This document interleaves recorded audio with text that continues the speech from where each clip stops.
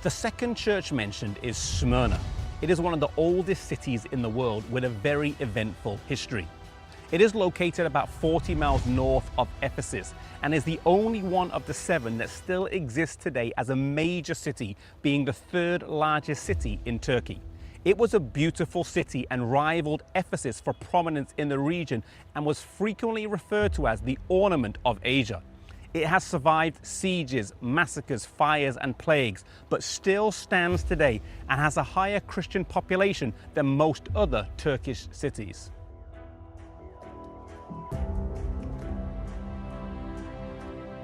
Famed for its schools of medicine and science, fine library, magnificent temples, sacred festivals and athletic contests. On the slopes of Mount Pegasus there was a theatre that sat 20,000 people, the ruins of which are visible today. Mount Pegasus lies here in the center of this ancient city. Its summit today is topped by a castle, but in previous years it would have had a shrine to the Greek goddess Nemesis. Sometimes this city was referred to as the crown of Iona. Today it is a harbour city and its present name is Izmir.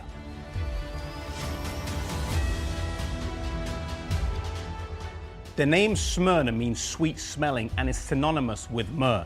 This church is introduced by the one who was first and last, who was dead and yet came back to life, which is fitting to the experience they had. In Revelation 2 verse 9, they are commended for their works, their tribulation and poverty, but in brackets it says, "But you are rich." Though they were poor in earthly goods due to persecution, they were rich in character and spiritual things. In a literal sense, Smyrna has suffered over the centuries and felt the full force of pagan Roman persecutions. Smyrna was the home of Polycarp and the scene of his martyrdom here on Mount Pegasus in 168 AD. When asked to renounce Christianity, he replied, 86 years I have served him, and he has done me no wrong. How can I blaspheme my king who has saved me? In 1402, there was a massacre of the inhabitants of the city with a special focus on the Christians.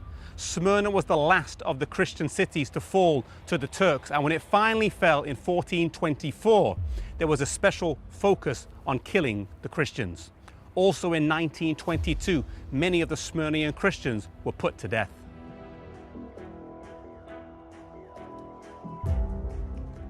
Even though the fires and intensity of persecution purifies any church, they still had some who said they were Jews but are not. When this term is used in Revelation, it refers not to a literal Jew, but to a believer in Christ, just like the term is used elsewhere in the New Testament by Paul. Their tribulation is spoken of with the promise that if they're faithful unto death, they would receive a crown of life and not be hurt of the second death. The time period usually associated with this church is 100 to 320 or 330 AD. This time saw intense persecution of the church. In verse 10 of chapter 2, it says, "You would have tribulation 10 days." If we take this as prophetic time, whereby 1 day equals 1 year, as shown in Numbers 14:34 and Ezekiel 4:6, then this would match with 303 to 313 AD, when under Emperor Diocletian there was a particularly intense period of persecution.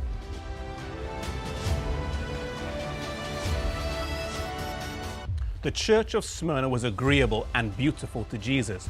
Though persecuted unto death, these attempts to crush it released a fragrance of love and grace that was precious in the sight of God. The promise to this church was not an earthly reward, but a crown of life, which is eternal. If they were faithful unto the first death, they would escape the second death. If you are being persecuted today for a righteous cause, hold fast to Jesus. He is faithful. The reward we seek is eternal, not earthly.